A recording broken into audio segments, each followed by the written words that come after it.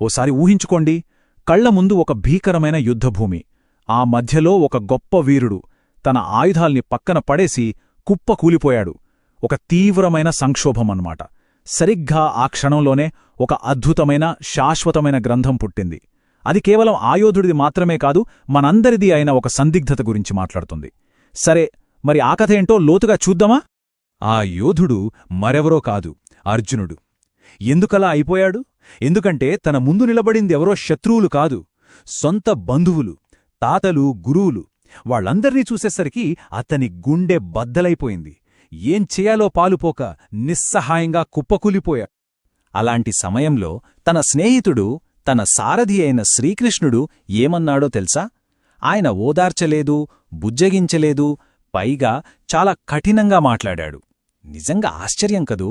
స్నేహితుడు అంత బాధలో ఉంటే ఎవరైనా ఇంత కఠినంగా ఎలా మాట్లాడగలరు? అసలు ఆ మాటల వెనుక ఉన్న ఉద్దేశమేంటి? అదే మనం ఈరోజు చూడబోతున్నాం. కృష్ణుడు వాడిన ఒక పదముంది, క్లైబ్యం, అంటే నపుంసకత్వం అని. ఇది మామూలు మాట కాదు, అదొక మాటల దెబ్బ. నిస్సహాయంగా పడియున్న అర్జునుడిని ఒక్కసారిగా షాక్తో మేల్కొలపడానికి వేసిన ఒక పెద్ద ప్లాన్ అన్నమాట. సరే, ఇక్కడే మన అసలు ప్రశ్న మొదలవుతుంది. స్నేహితుడికి ధైర్యం చెప్పాల్సింది పోయి కృష్ణుడు ఎందుకంత కఠినంగా ప్రవర్తించాడు? దానికి కారణమేమై ఉంటుంది? ఈ ప్రశ్నకు సమాధానం దొరకాలంటే మనం అసలు ఈ సంభాషణ ఎక్కడ జరిగిందో, దాని సందర్భమేంటో అర్థం చేసుకోవాలి. అందుకని మనం కొంచెం వెనక్కి వెళ్ళి ఆ నేపథ్యాన్ని చూద్దాం. ఈ సంభాషణే భగవద్గీత. దీనికి అర్థం చాలా సింపుల్, భగవంతుని గీతం. సరే, దీని నేపథ్యం ఏంటంటే, ఇది శ్రీకృష్ణుడికి, యోధుడైన అర్జునుడికి మధ్య జరిగిన ఒక పవిత్రమైన సంభాషణ. ఎక్కడా? కురుక్షేత్ర యుద్ధభూమిలో. ఎప్పుడు? మహాభారత యుద్ధం మొదలవ్వడానికి కొన్ని క్షణాల ముందు. ఇది ఎంత ముఖ్యమైనదంటే, వేదతత్వాన్ని అర్థం చేసుకోడానికున్న 3 ప్రధాన గ్రంథాల్లో ఇది ఒకటి. దీన్నే ప్రస్థానత్రయీ అని పిలుస్తారు. ఓకే, ఇప్పుడు మనం మళ్ళీ మన అసలు ప్రశ్నకు వద్దాం. కృష్ణుడి ఆ కఠినమైన మాటల వెనుక ఉన్న అసలు ఉద్దేశమేంటి? దానికోసం మనం గీతలోని కొన్ని ముఖ్యమైన తాత్విక విషయాలను చూడాలి. కృష్ణుడు చెప్పిన మొదటి పాఠం ఏంటంటే, అర్జునుడి బాధ అంతా ఒక భ్రమ అని. ఆయన ఏమంటున్నారంటే, జ్ఞానులు బతికున్నవాళ్లకోసంగాని చనిపోయిన వాళ్లకోసంగాని దుఃఖించరు. ఎందుకంటే ఆత్మకు చావు పుట్టుకలు లేవు, అది శాశ్వతమైనది. ఇక్కడ చూడండి, ఈ 2 ఆలోచనా విధానాల మధ్య ఎంత తేడా ఉందో. అర్జునుడి దృష్టికోణమేంటి? అయ్యో, నేను నా బంధువులతో పోరాడుతున్నాను, వాళ్లని చంపబోతున్నాను అని. కాని కృష్ణుడి దృష్టికోణం పూర్తిగా వేరు. ఆయనేమంటున్నారంటే, నువ్వు ఒక యోధుడివి, నీ ధర్మాన్ని నువ్వు నిర్వర్తిస్తున్నావు. నువ్వు చంపేది శరీరాలను మాత్రమే, ఆత్మను కాదు. ఎందుకంటే ఆత్మ శాశ్వతమైనది. చూసారా?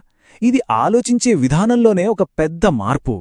అంటే ఇక్కడ అసలు పాయింట్ ఏంటంటే, అర్జునుడు దేన్నైతే కరుణ అనుకుంటున్నాడో అది నిజానికి కరుణ కాదు, అదొక వ్యామోహం అని కృష్ణుడు స్పష్టం చేశాడు. బంధాల మీద ఉన్న అటాచ్మెంట్ అని తేల్చి చెప్పాడు. సరే, ఈ కరుణ, వ్యామోహం, ఈ తేడాను ఇంకా బాగా అర్థం చేసుకోవడానికి మనం ఈ యుద్ధభూమి నుంచి బయటికి వచ్చి మన ప్రస్తుత ప్రపంచంలోకి ఒకసారి చూద్దాం.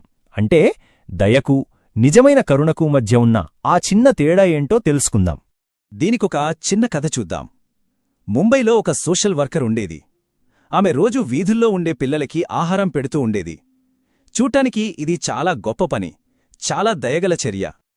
కాని కొన్నేళ్ల తర్వాత ఆమె అలసిపోయి కుప్పకూలిపోయింది. అప్పుడు ఆమెకొకటి అర్థమైంది. తన దయ వల్ల ఆ పిల్లలు తనపై పూర్తిగా ఆధారపడిపోయారు అని.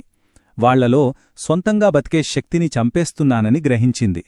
సో ఆమె తిరిగి వచ్చాకేం చేసిందంటే, కేవలం ఆహారం పెట్టడం మానేసి వాళ్లకి ఎలా వండుకోవాలో, ఎలా సంపాదించుకోవాలో నేర్పించడం మొదలుపెట్టింది.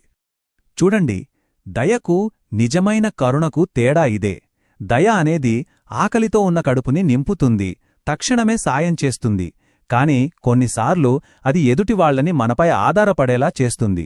అదే నిజమైన కరుణ అయితే వాళ్లలోని బలాన్ని మేల్కొలుపుతుంది, వాళ్ల కాళ్లమీద వాళ్లు నిలబడేలా చేస్తుంది, వాళ్ల ఎదుగుదలకు తోడుపడుతుంది. దీనికి ఇంకో అద్భుతమైన ఉదాహరణ ఉంది. తల్లిగద్ద తన పిల్లల్ని గూట్లోంచి కొండమీద నుండి కిందకి తోసేస్తుంది. పైకి చూస్తే అదెంత క్రూరంగా అనిపిస్తుంది. కాని ఆ తల్లికి తెలుసు, అలా తోస్తేనే అవి ఎగరడం నేర్చుకుంటాయని. అది క్రూరత్వం కాదు, కరుణ. కొన్నిసార్లు నిజమైన కరుణ ఇలాగే కఠినంగా కనిపిస్తుంది. సరే, కృష్ణుడి మాటల వెనుక ఉన్న ఆంతర్యం ఇదే. ఇక ముగింపుగా ఈ భగవద్గీత ప్రపంచం మీద ఎంతటి శాశ్వతమైన ప్రభావాన్ని చూపిందో ఒకసారి చూద్దాం. ఈ నంబర్ చూడండి, 5000 సంవత్సరాలకు పైగా, అవును 5000 ఏళ్లుగా ఈ గీత ఇప్పటికీ ఎంతో మందికి మార్గదర్శకంగా నిలుస్తుంది. దాని ప్రాముఖ్యత ఏమాత్రం తగ్గలేదు. కేవలం మన దేశంలోనే కాదు, ప్రపంచవ్యాప్తంగా ఎందరో మేధావులు గీత నుంచి స్ఫూర్తి పొందారు. Mahatma Gandhi, Henry David Thoreau, Carl Jung, ఆఖరికి అణుబాంబు పితామహుడు జె రాబర్ట్ ఓపెన్ హైమర్ వరకు ఇలా ఎంతోమంది ఈ జాబితాలో ఉన్నారు.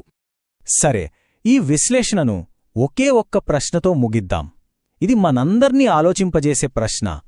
బలాన్ని కోరడం కంటే బలహీనత